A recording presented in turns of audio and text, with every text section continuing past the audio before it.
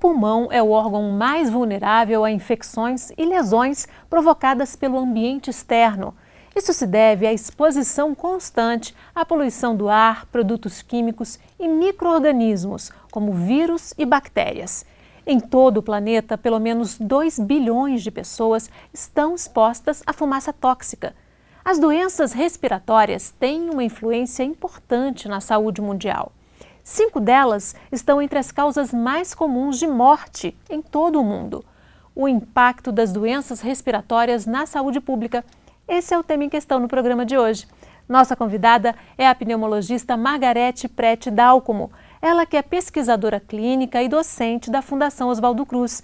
Margarete foi a fundadora do Centro de Referência Hélio Fraga, da Fiocruz, e também criou um dos maiores serviços de assistência à AIDS nos anos iniciais da epidemia, além de atuar como consultora das organizações Pan-Americana e Mundial da Saúde.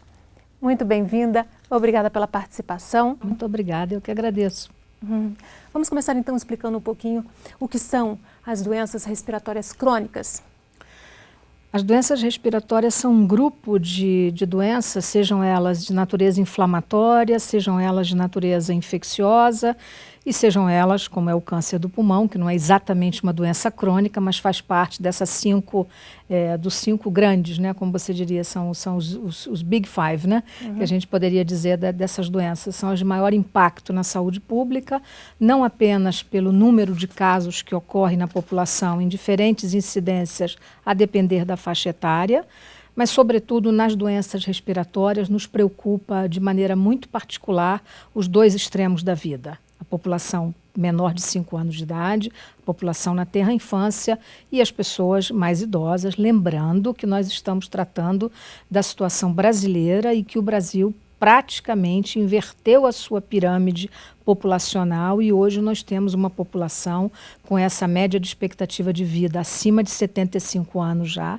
declarada pelo último censo, uma expectativa, portanto, de uma ocorrência de doenças respiratórias crônicas nessa população muito maior e crescente. Então esse é o panorama. Essas duas faixas são as mais vulneráveis. São as faixas que nos preocupam. E, evidentemente, ao longo de toda a vida, nos preocupa as doenças respiratórias, sobretudo quando elas estão relacionadas a outras doenças de base.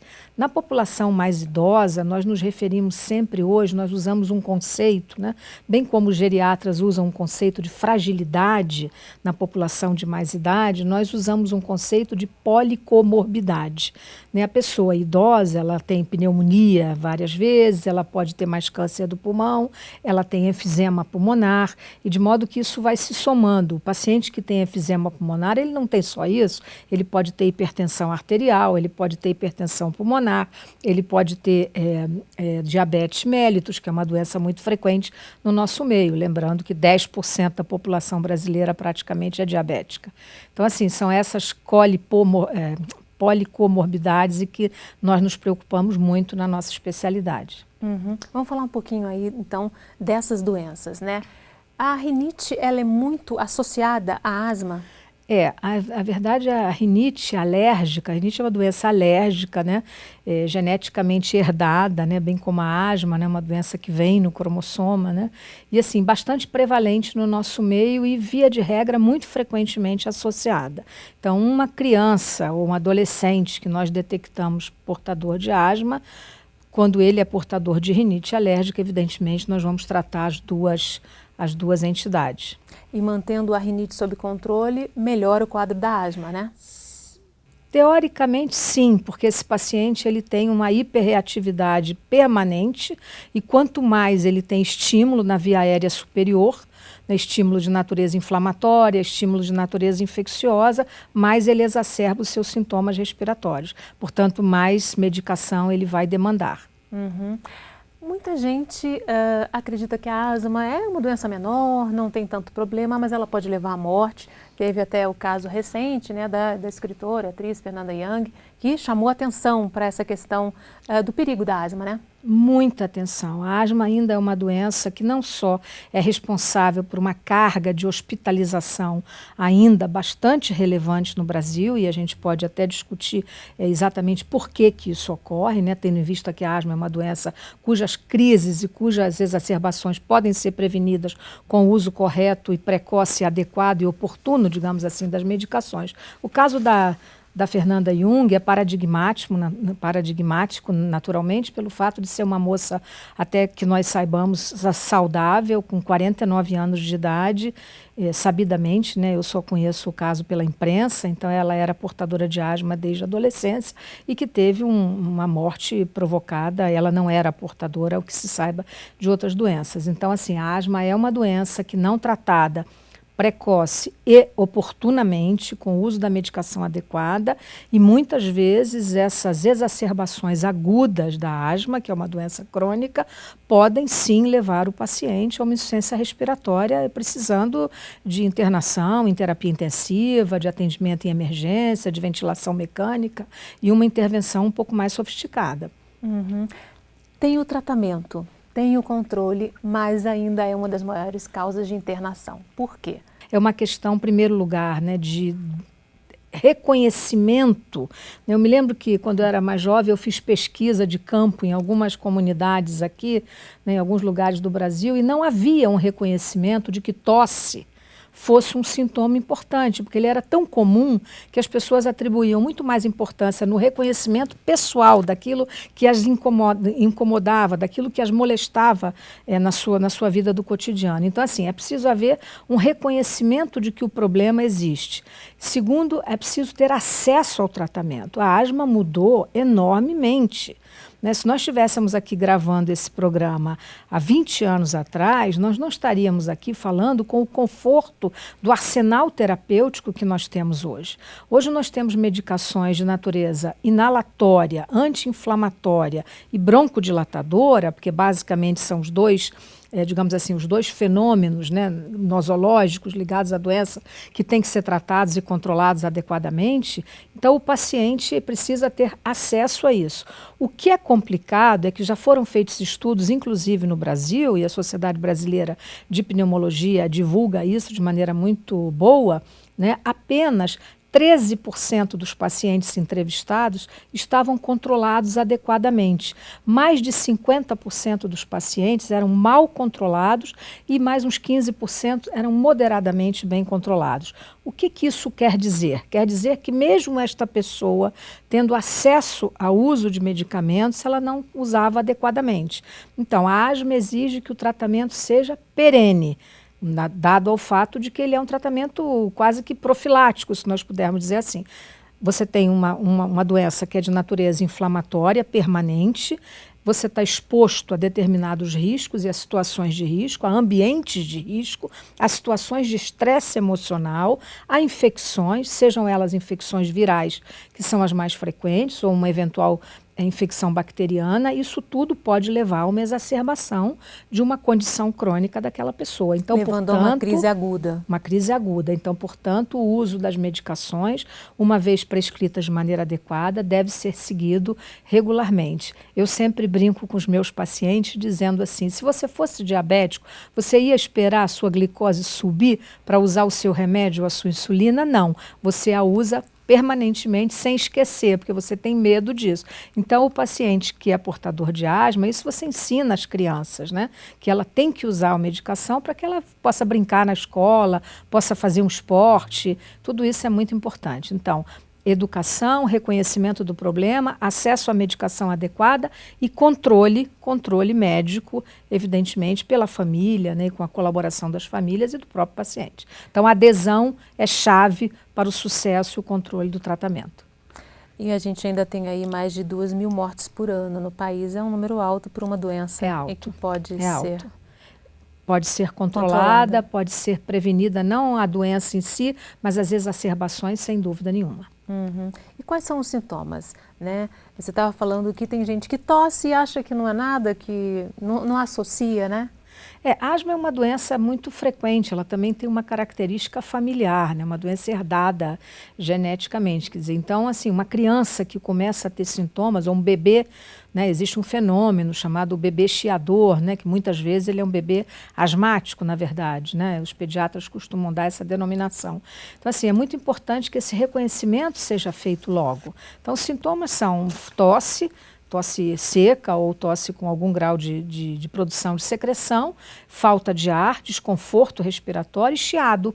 Né? Então, assim, essa terminologia no Brasil, ela varia muito de lugar para lugar. Né? Aqui nós chamamos chiado, no Nordeste do país é chamado piado, enfim, há várias denominações que culturalmente diferem, mas o fato é isso, os sintomas são esses, né? São basicamente tosse, desconforto respiratório e ruído respiratório, que não é normal. Impacto econômico das doenças respiratórias? O impacto é muito grande, porque assim, bom, o impacto ele evidentemente difere de uma para outra, né? Nós estamos falando, se eu estiver falando só da asma, eu vou falar no impacto do absenteísmo escolar, né? O número de dias que essa criança deixa de ir à escola, portanto há um prejuízo naturalmente, né? O número de dias em que a mãe ou alguém que cuida dela vai deixar de trabalhar.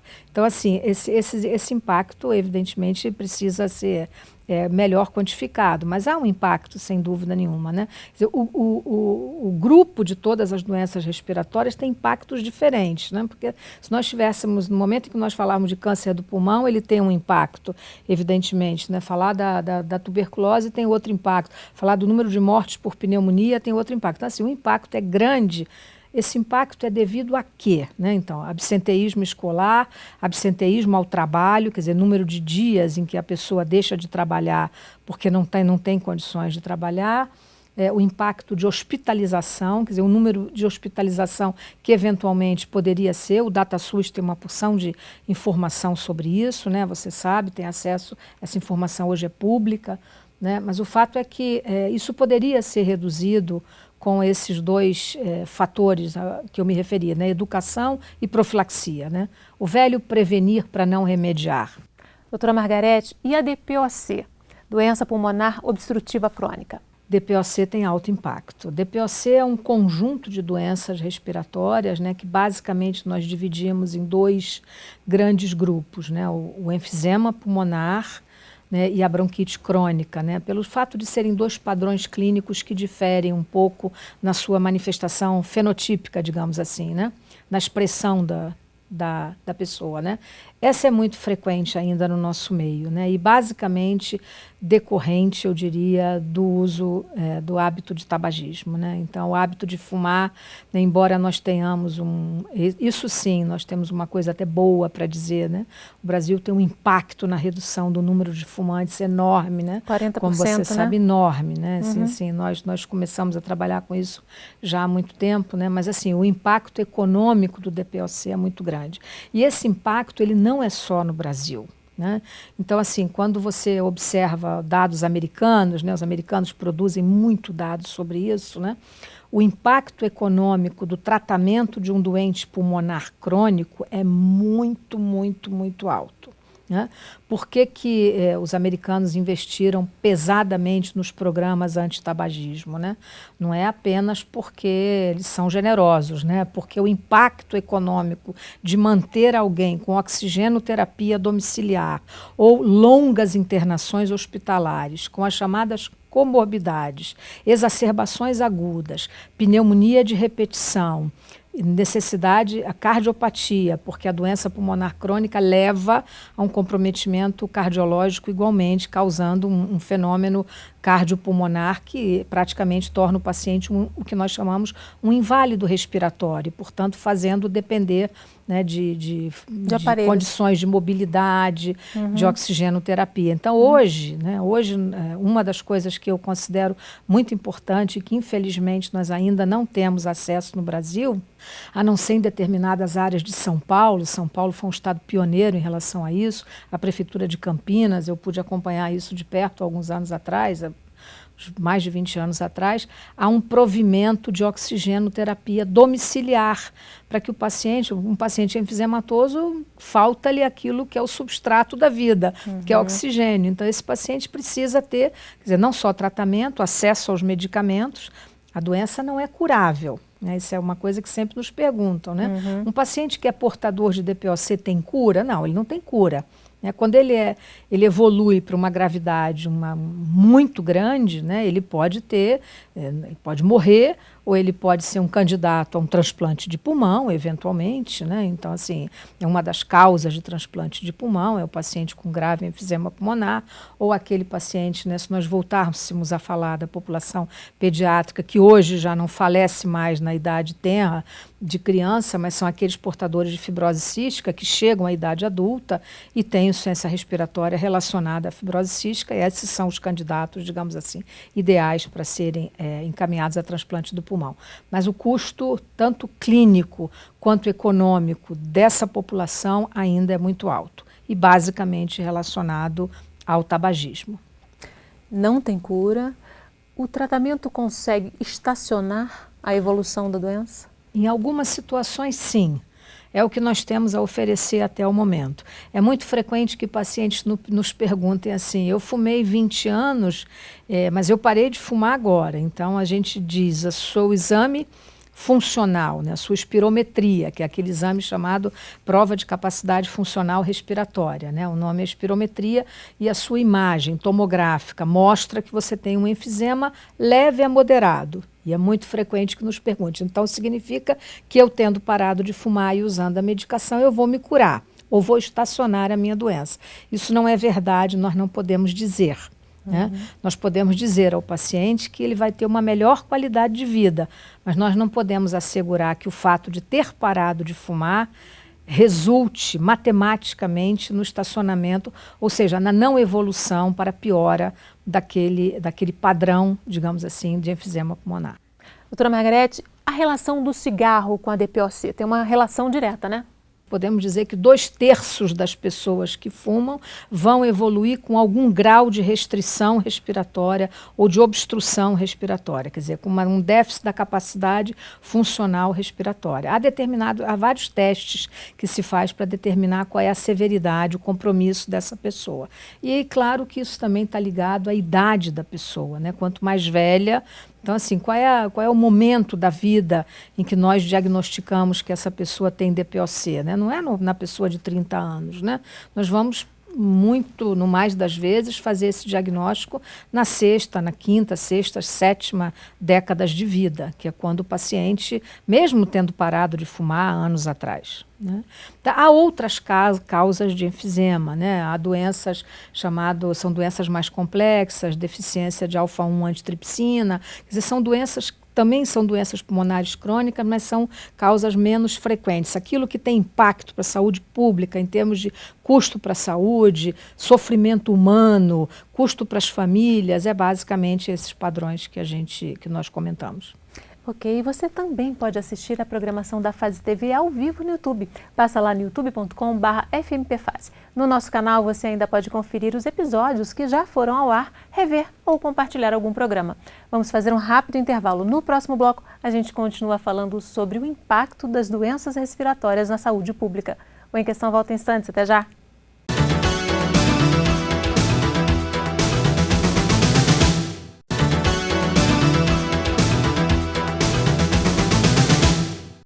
O Em Questão está de volta falando sobre o impacto das doenças respiratórias na saúde pública. Nossa convidada é a pneumologista Margarete Prete Dalcomo. Doutora Margarete, você participou lá no início do movimento, né, antitabagismo, participou do primeiro congresso, né, sobre essa questão no Brasil. Já faz tempo.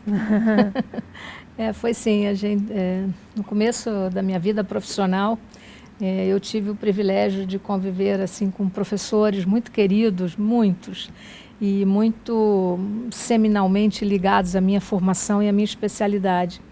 e tive a chance de ser a primeira secretária da Comissão Nacional Antitabagismo, né, na ocasião, com a presença dos professores José Rosenberg, Germano Guerard, Jaime dos Santos Neves, grandes figuras da nossa especialidade. Então, eu pude acompanhar muito de perto a luta muito bem sucedida do Brasil no controle do tabagismo. Muitas conquistas, né? Muitas. Hoje nós temos na Organização Mundial da Saúde a doutora Vera Luísa Costa Silva, que é uma brasileira que nos dá muito orgulho, que coordena o programa de tabagismo da OMS, que é minha contemporânea dessa época, né? Então, assim, foi uma experiência muito bonita e nós pudemos acompanhar todas as medidas, né, os estudos que provaram que a população que tem que ser atingida é a população adolescente, ou seja, impedir que o adolescente, né, o tabagismo é um dado que muitas pessoas não sabem, né, o hábito de fumar é aquele, né, ele provavelmente só é superado pelo crack, né, como uma droga, que mais rapidamente gera dependência. Então, alguém que começa a fumar, a brincadeira de um adolescente, assim, vou só experimentar como é, ela tem que ser evitada a todo custo, porque ele gera dependência muito rapidamente. A dependência nicotínica, né, e outras substâncias, ela é muito rapidamente adquirida, né? E o custo disso, o impacto, esse gera impacto, né? Então, assim, o Brasil conseguiu, sem dúvida nenhuma, né? Hoje o número de fumantes no Brasil tem uma redução de impacto. O Brasil foi uma redução de 40%, né? Hoje tem menos de 10 a 12% de fumantes, quer dizer, e isso, o que nos preocupa é exatamente a população adolescente, que para nós é assim, porque essa é muito facilmente cooptada, né? Então, assim, existe a propaganda, né? Há muitos anos o Brasil já coloca propaganda nos maços de cigarro, aquelas fotos horríveis, né? Aquele filme de terror.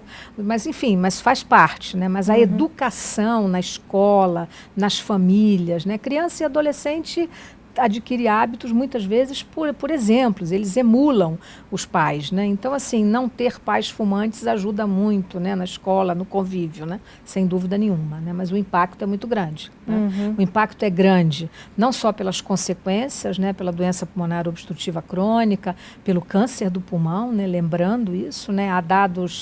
Há muitos dados aqui que nós poderíamos dar, né? Por que aumentou o câncer de pulmão entre as mulheres, por exemplo, né? As mulheres, a emancipação feminina fez com que o hábito de fumar também fizesse parte disso, né? Da nossa própria emancipação.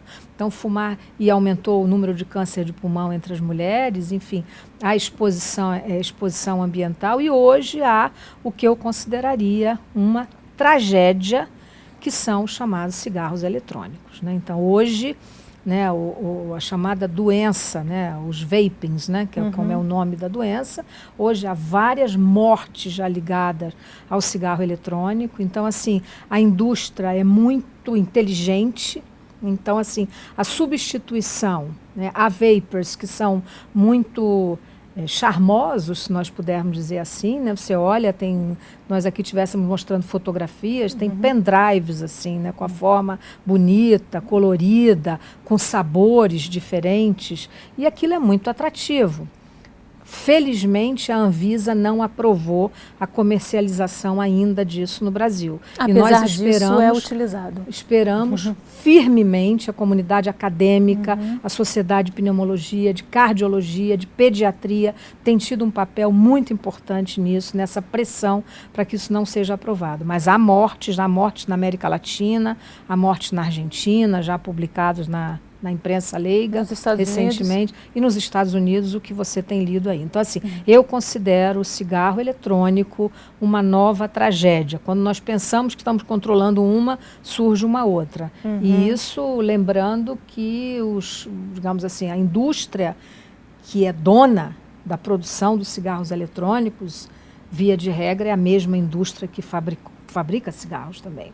Então, assim, é um alerta que eu gostaria de deixar para não falar só de doença e sim das causas que são evitáveis. E foi vendido como uma coisa menos impactante para a saúde, quando na verdade é até mais, né? Porque além da nicotina, tem esses aromas que são substâncias químicas também que fazem mal. Óleos, tem pneumonias, tem casos de morte por pneumonia lipoídica, que é a pneumonia do óleo, causada pelo óleo. Aquilo é uma substância que não pode entrar no pulmão e causa morte. Então, assim, eu considero, também do ponto de vista de saúde pública, alguma coisa muito relevante.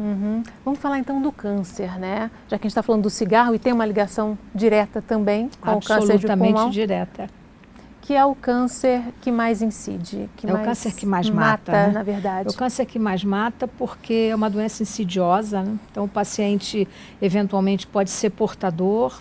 Ao detectar a doença, ao descobri-la clinicamente, ele tem um estágio avançado, muitas vezes metastático e já impossibilitando que ele seja ou operado, né, quando se trata de uma doença de tratamento cirúrgico, ou tratado de maneira a curá-lo, né? O câncer de pulmão é uma doença muitas vezes, né, não sempre, mas muitas vezes, se tratado e detectado precocemente, tratável e curável, seja ele cirurgicamente, seja ele cirúrgica ou com quimioterapia, radioterapia, dependendo do tipo histológico, né, que se detecta. Mas a ligação é direta, o hábito de fumar. Quer dizer, existe, muitas pessoas nos perguntam, pode ter câncer do pulmão sem ser fumante? Pode, mas a grande maioria é ligada ao cigarro, não há a menor dúvida, e essa relação direta, ela não é uma relação no Brasil, claro que não, ela é uma relação mundial. Mundo todo. E é claro que isso também se associa, esse risco está aumentado na medida em que esse paciente está exposto a outras situações.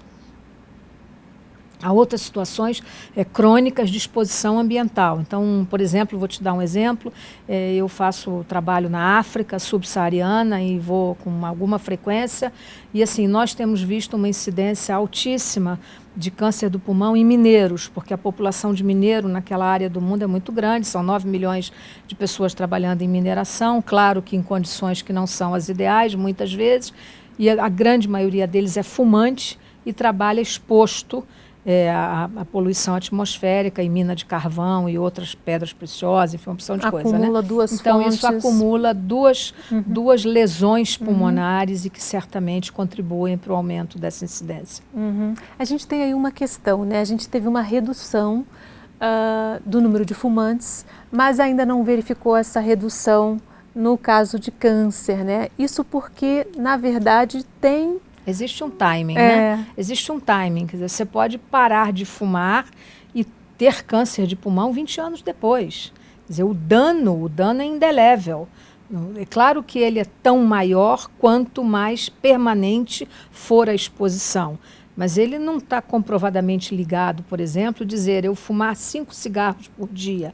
Se aquela pessoa tem inclusive uma predisposição, né? Lembrando que o câncer tem uma série de fatores que não estão completamente elucidados, mas é multifatorial.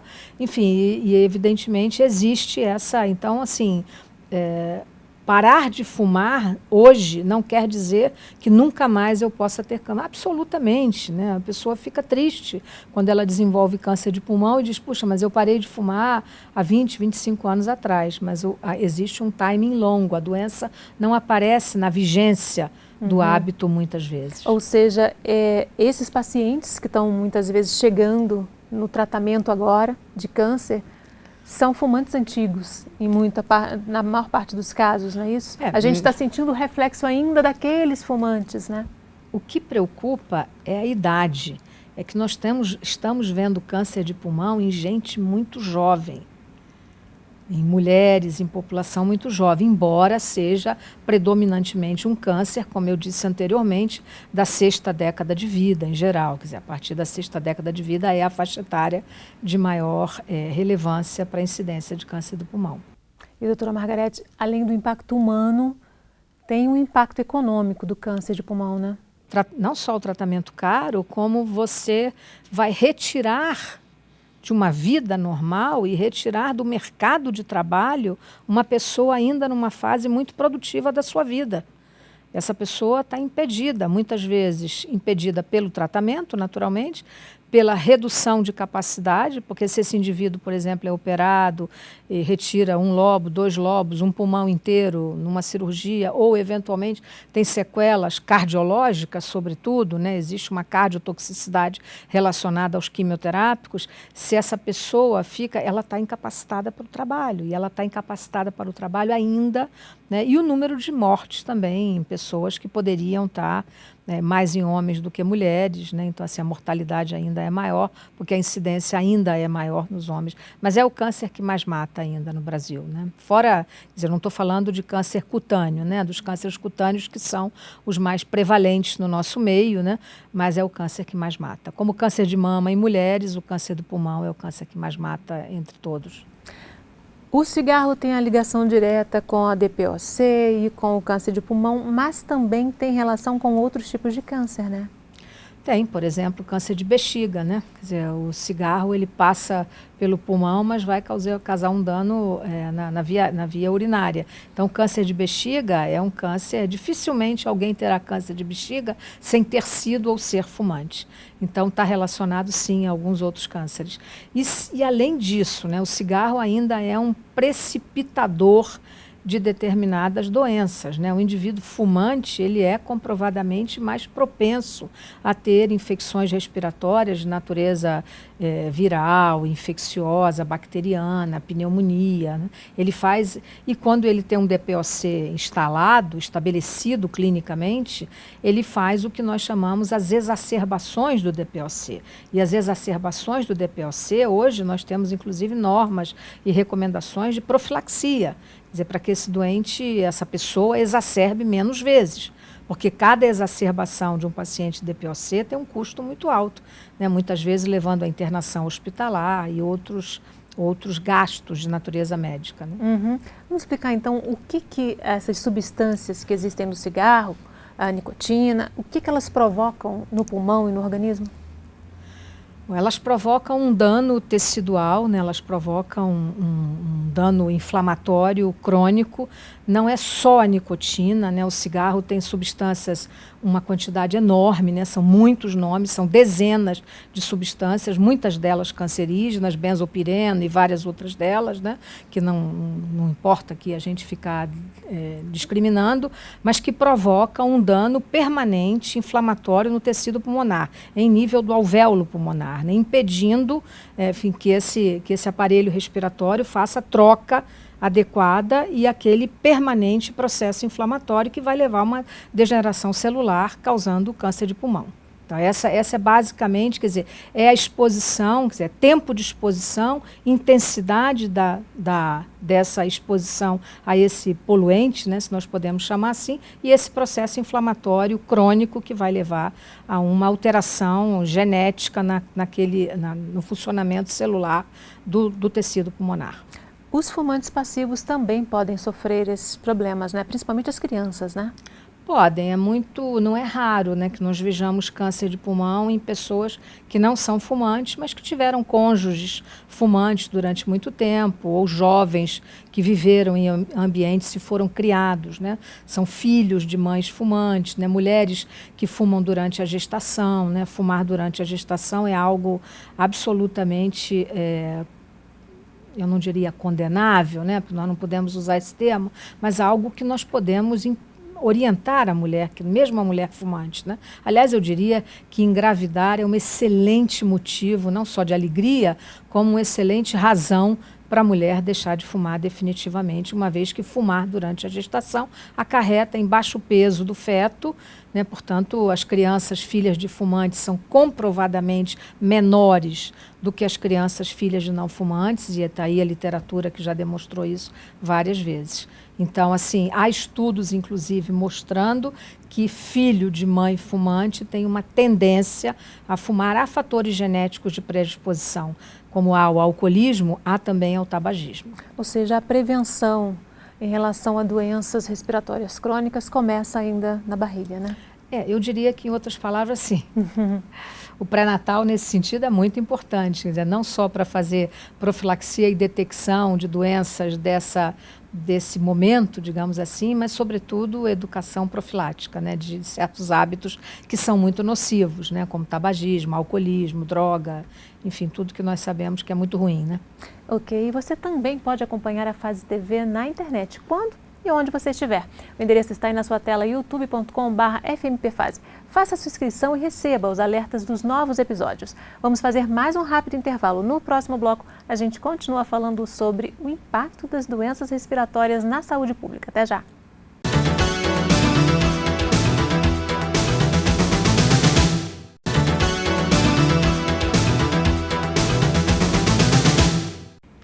O Em Questão está de volta falando sobre o impacto das doenças respiratórias na saúde pública. A nossa convidada é a pneumologista Margarete Prete Dálcomo.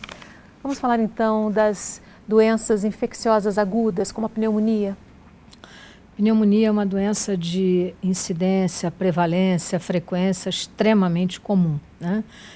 De novo, a nossa preocupação são as duas faixas etárias extremas da vida. E aí tem um dado que é muito importante, que possivelmente nós esperamos que nós possamos vir a ter um impacto na redução dessa frequência no Brasil com a questão das vacinações.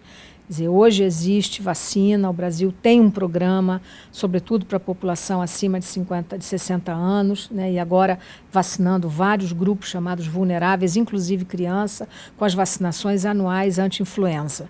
Né, portanto, prevenindo as doenças, as pneumonias virais que matam muito. A famosa vacina então, da gripe, assim, né? A vacina da gripe é algo que fez uma diferença absolutamente fundamental e terá um impacto, inclusive, econômico. Né? Enfim, um impacto no sofrimento, porque você está impedindo a ocorrência de doenças que têm alta letalidade. Né? Doenças respiratórias por vírus da influenza são doenças de altíssima letalidade no mundo todo. Né? As pneumonias bacterianas, por outro lado, são as doenças que mais atingem da mesma maneira a população pediátrica, quer dizer, a população, quanto mais prematuro é o bebê, mais ele tem propensão a fazer pneumonia bacteriana grave, até por patógenos diferentes, porque eles diferem de acordo com a faixa etária, e as pessoas idosas. Né? Se você for pegar, eu vou mostrar inclusive esse dado na minha apresentação que farei, mostrando que quando você olha uma curva ou um gráfico de barras de faixa etária, a incidência de morte, de internação por pneumonia são duas colunas e pequenas colunas no meio, porque quem interna por pneumonia? Criança e velho. Quem morre por pneumonia? Criança e idoso. Então, são as duas faixas etárias. Então, nesse sentido, né, é estratégico as políticas de vacinação que nós estamos oferecendo. Infelizmente, as vacinas antipneumônicas, as vacinas que são usadas, há duas vacinas que são usadas hoje, que são recomendadas por nós nessa população, né, para basicamente as infecções pneumocócicas, que são as mais frequentes, mais de 80% das pneumonias adquiridas na comunidade, que são as que interessam para nós. Nós não estamos aqui falando de pneumonia hospitalar, que é aquela que a pessoa adquire dentro do ambiente hospitalar, mas pneumonia adquirida na comunidade. Essa é bastante evitável com a utilização de vacina, que infelizmente não está distribuída no SUS da maior parte do Brasil, e nós esperamos que venha a ser brevemente, porque elas dão um grau de proteção muito grande. Então, pneumonia tem um custo, sim, tem um custo de hospitalização muito alto, né? Você deve ter tido acesso aos dados que o DataSUS, de quantos milhões são gastos com internação, são internações longas, e ainda uma mortalidade que nos entristece muito, porque ela ainda é muito alta. Né? Então, assim, leigamente é muito frequente que as pessoas nos digam, mas, enfim, idoso só morre de pneumonia? Olha, basicamente, eu diria que sim, porque a pneumonia ela é decorrente de uma exposição, inclusive ao próprio ambiente hospitalar, que é muito hostil a nós todos, né? O ambiente hospital, quanto mais tempo nós ficamos, mais saudável é, a verdade é essa, né? E existe aquelas pneumonias que são chamadas pneumonias da terapia intensiva, da ventilação mecânica, que são aquelas adquiridas no hospital e que também têm uma letalidade, ou uma mortalidade, digamos assim, alta também. Então, pneumonia é algo sério. Pneumonia, quem faz pneumonia quando é criança? Né? Há crianças que são portadoras de uma condição que pediatricamente se chama pneumonia de repetição. Ela tem uma condição pulmonar que a torna mais vulnerável. E aí entra uma série de condições de doenças congênitas, de doenças genéticas, de fibrose cística, de uma série de condições que faz a criança ter pneumonia de repetição, e ela tem que ser tratada como um grupo de alta vulnerabilidade. E as pessoas idosas, eu diria que o mais estratégico, se ela não é portadora, sobretudo, de nenhuma doença, ou daquele conceito que eu disse no início da nossa conversa, da policomorbidade, né? Ela se protege muito, ou seja, o custo-benefício da vacinação é muito alto, inquestionavelmente. Vamos falar então da tuberculose, uma velha conhecida da humanidade, mas que continua sendo uma das principais causas de morte. A tuberculose, assim, das doenças infecciosas no Brasil ainda é a que mais mata. São 4.500 mortes por ano no Brasil ainda, são 70 mil casos novos a cada ano, a maior parte das formas é pulmonar, então embora a tuberculose não seja uma doença do pulmão, mas é o aparelho respiratório que é a porta de entrada. Então mesmo que essa pessoa tenha uma tuberculose renal, óssea, prostática, não importa, a porta de entrada é aerógena e foi através do pulmão e ela então se dissemina, sistema nervoso central, etc. Então, assim, o Brasil tem uma coisa boa, que é a política de vacinação BCG, que protege as crianças contra a forma disseminada, mas é inadmissível, eu diria, que uma doença benigna, prevenível, tratável e curável virtualmente em 100% dos casos, ainda mate 4.500 brasileiros jovens, porque quem morre de tuberculose está entre a terceira e quarta décadas de vida, portanto, na fase mais produtiva, aquele momento em que a pessoa está trabalhando e fora as sequelas, necessidade de readaptação e reabilitação, o custo disso para a Seguridade Social e o sofrimento humano que isso causa, porque se trata de uma doença, ao contrário das pneumonias, se trata de uma doença de contágio pessoa a pessoa. Então, as crianças, de novo, os dois extremos da vida são os mais vulneráveis, as crianças são vítimas de transmissão. Quando nós detectamos uma tuberculose numa criança, evidentemente tem que ir em busca do caso índice. Tem um adulto na casa ou na família que está doente, senão essa criança não tem como. A criança não transmite de uma criança para outra.